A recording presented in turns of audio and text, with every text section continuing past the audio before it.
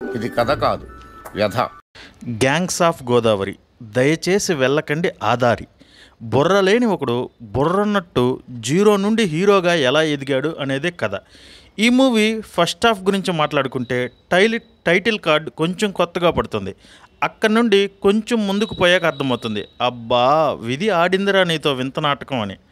కానీ అలా అనుకునే గ్యాప్లోనే హీరోయిన్ బుజ్జి ఎంట్రీ, రత్నాకర్ ఓవర్ యాక్షన్ అక్కడ అలా సాగిపోతుందిరా అని అనుకునే టయానికి ఇది ఇలా ఉండగానే అంజలితో కబుర్లు, రత్నమాలతో రాత్రి ముచ్చట్లు, నాశనం సర్వనాశనం అనుకునే టైంలో ఒక సాంగ్, ఆ సాంగే అందాల మేడలో అనే సాంగ్ వచ్చింది కదా. ఆ సాంగ్ ఈ మూవీలో మనం పెట్టిన డబ్బుకు న్యాయం జరిగింది అంటే ఈ సాంగే మెయిన్ అనుకోవాలి. తర్వాత సడన్గా రత్నాకర్ కేర్ ఆఫ్ ప్లాట్ఫారం నుండి డైరెక్ట్గా ఎమ్మెల్యే అయిపోతాడు. అక్కడ ఇంటర్వెల్ బ్లాక్, ఇక్కడ ఒక మంచి ఫైట్ ఉండిద్ది, అదైతే చాలా అంటే చాలా బాగుంది.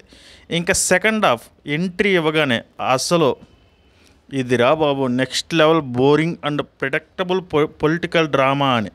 ఇక్కడ ట్విస్ట్ ఏంటంటే మనం ఏం జరుగుతుందో అనుకుంటామో అది మనం మైండ్లో అనుకుంటే అది మనకు విజువల్గా కనపడతా వెళ్తుండిద్ది. సో చివరిగా ఒక్క మాట, ఈ మూవీలో గోదావరి యాస కూడా ఉంటే అది గ్యాంగ్స్ ఆఫ్ గోదావరి అయ్యేది. కానీ ఇది ఏదో ఒక దారి అవ్వాలి కాబట్టి అది గోదావరి అయింది. వెయిట్ చేసి జూన్ లాస్ట్ వీక్లో ఓటీటీలో వచ్చాక చూస్తాం అని అనుకుంటే చూడండి.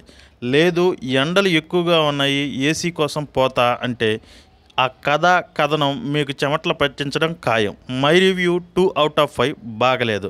నచ్చితే లైక్ చేయండి, కుదిరితే సబ్స్క్రైబ్ చేయడం మాత్రం అస్సలు మర్చిపోవద్దు please. Love you for watching. Actors performance విషయానికి వస్తే అంజలి అయితే స్క్రీన్ని తినేసిందనే చెప్పాలి. నేహా ఓకే, విశ్వక్సేన్ ఓకే అనిపించాను నాకు.